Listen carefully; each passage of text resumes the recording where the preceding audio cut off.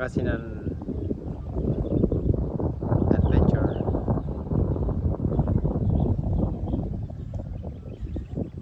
At 5:15 PM. Ayan, Sour. Si Sour, hello Sour. Ang aming tour guide si Sour. At dito kami dadaan sa daan na ito. Yan. Yung mga nakikita nyo ay mais. Mga corn plantation. Ito namang mga may placard ay Syngenta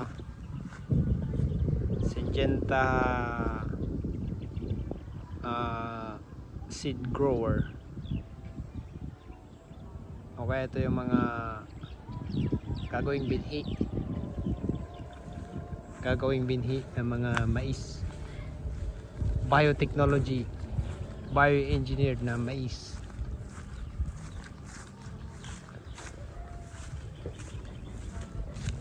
Ito naman yung mga baka ng mga kapitbahay namin.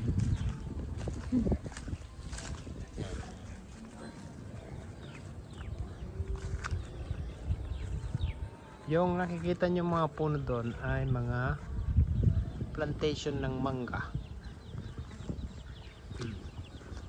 Tapos yung doon naman, zoom ko ng konti. Yun, nakikita nyo yun. Plantation ng mga saging.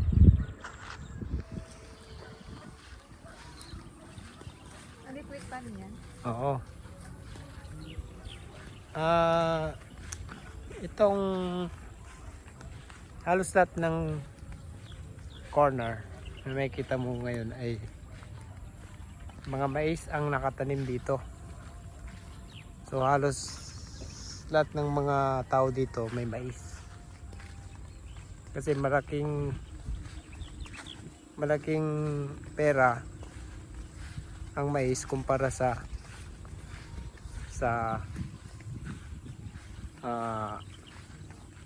rice o kaya palay. At saka mga ganitong buwan hindi na suitable ang rice dahil mainit.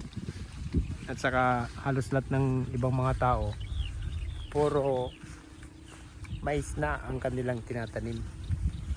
Yan, so hindi na suitable ang rice.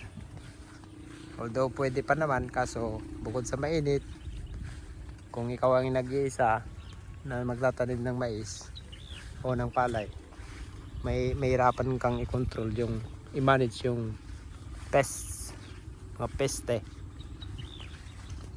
Yan, so kung ano yung in para sa mga farmer dito sa lugar, ganun na yung magiging kalakaran. Yan, kumbaga by season din. Yan, ganda ng sunset. Oh? Oh. Yung nakikita nyong bundok from afar mula dito, bundok ng Baguio City. Tanaw dito, yun. Zoom ko ng konti. Yun, Baguio City yan. Okay.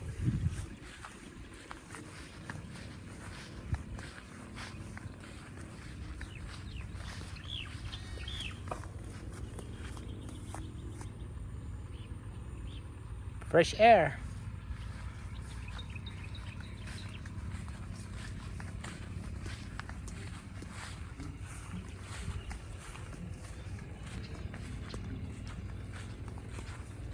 Usually pag tag-ulan naman dito, hindi naman dito bumabaha, pero usually may tubig dito sa lugar.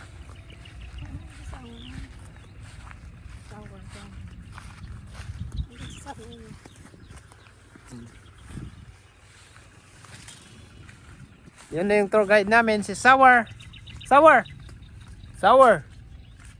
Where are we going? Ayan si Sour.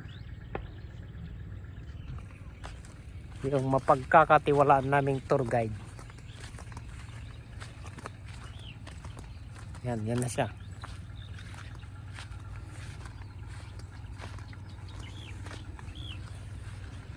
Yung nakikita nyo doon from afar from here is Buli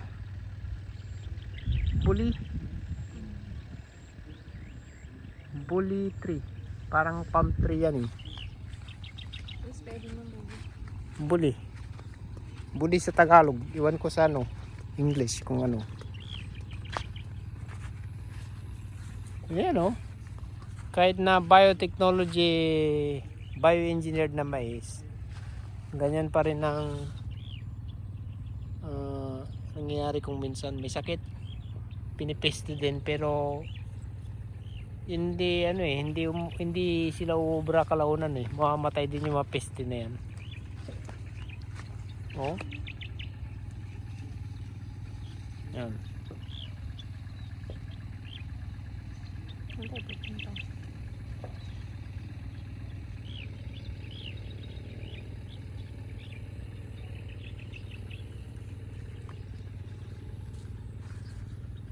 Wow.